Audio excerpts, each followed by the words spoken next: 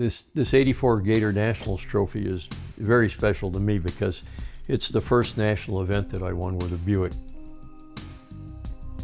First national event that any of us won with the Stage 2 engines. Let's see, Superstock. This is the first national event win.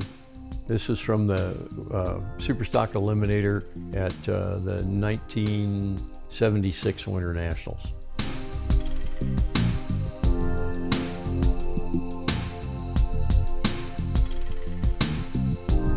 I was racing and wanted to race more, and in order to do that, I needed to have some command of my time, more than I did then. So I decided to go into business. T&D started in December of 1975. We built parts for anybody that needed any race parts. Like a lot of kids in Los Angeles in those years, you know, in the early 60s, you had a car, and so you did a little street racing. By that time, I had bought a Pontiac, a 60 Pontiac, and I started to take that to the races and had some success with it, and I enjoyed it. The next car was a Corvette with a Power Glide. That's the first car that we built low gear Power Glides for. And this sort of started my friendship with Marv Ripes at A1. This is Marv Ripes from A1 Transmission, and this is Ronnie Broadhead. Ronnie Broadhead in, I think, 1962 was world champion in a junior stock eliminator car. Next car after that was the first car that was pretty successful. That was a 65 Chevy 2 station wagon, 250 horse 327. So that was a good car, a great car for the class. A year after that, with another partner, Gary Bose, I built a 67 Chevy 2, a two-door sedan, so the lightest car in that category, and with a 275 horse 327. That car was pretty successful. We won 3 WCS races with that, or runner-up with a fourth one, and won Superstock Eliminator at the Winter Nationals in let me see, what was that? 1976. The NHRA had come up with the Econo altered classes. I decided an Opel GT body would be a good way to go. By the end of 1978, that car had won 1 WCS race. 79, it won 4 of the 5 WCS races, and we won Winter Nationals in 1980 with a competition eliminator at Winter Nationals in 80. Jim McFarland called me one day and said, how would you like to race a Buick? The impetus for that was really the Stage 2 engine that Buick had begun to design. So it was a new cylinder head and a new block, all V6 parts. They wanted a drag car that could showcase that engine.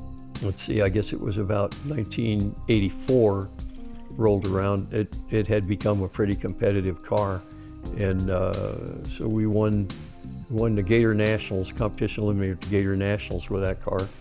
And then a little later, competition eliminator at the Sport Nationals with it, as well as being runner-up per comp eliminator at the Winter Nationals.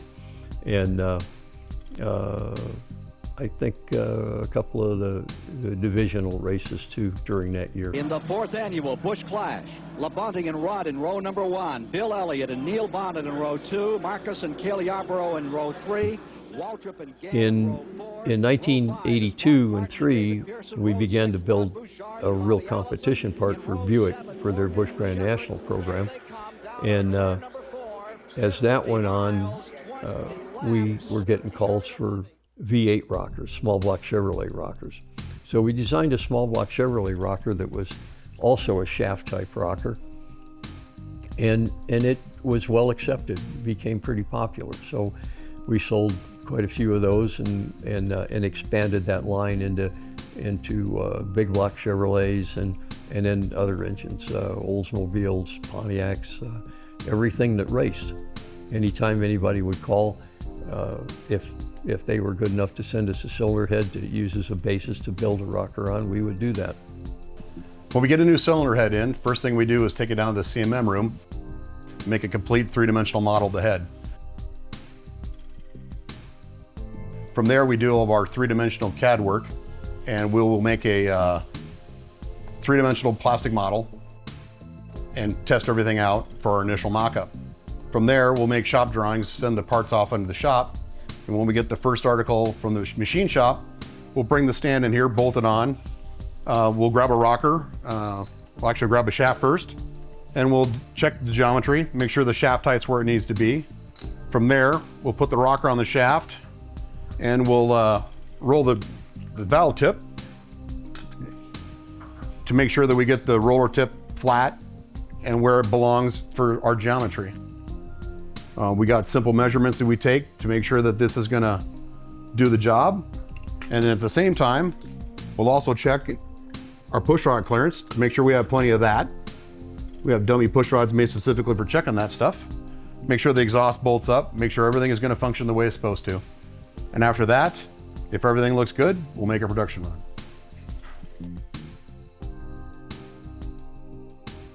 90 or 91, we got Clyde Vickers contacted us and told us that NASCAR was going to go to shaft rockers the following year, and he would like to have our product to sell. Through them, we came in contact with a lot of the NASCAR teams, almost all of them, at one point or another, and sold a lot of rockers to them through CV mostly. We supplied rockers for Hendrick through 5 world championships with them. Also with Yates through a world championship. So we made steel rockers, made adjusterless steel rockers for them. More rigid and had several times the amount of fatigue life.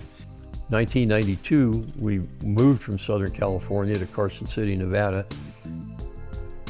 Bought some land, built a big building on it, and that just made things easier for us.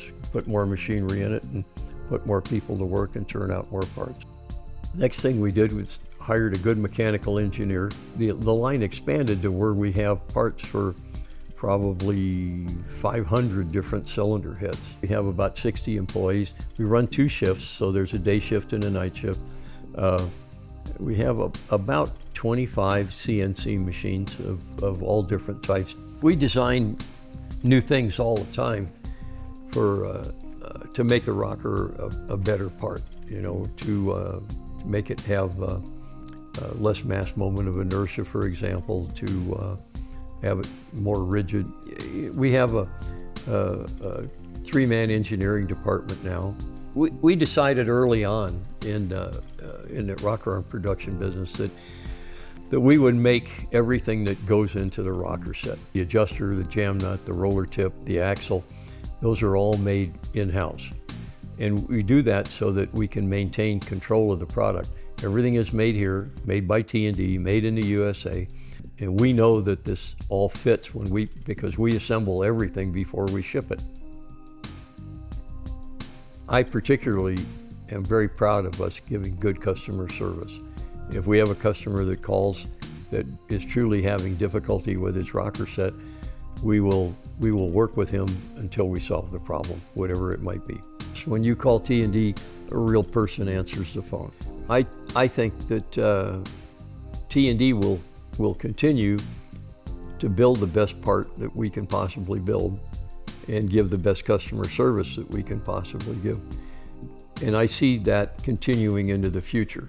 That is the way that T&D is based, and I don't want it to change. And I don't think any of the people that work there want it to change.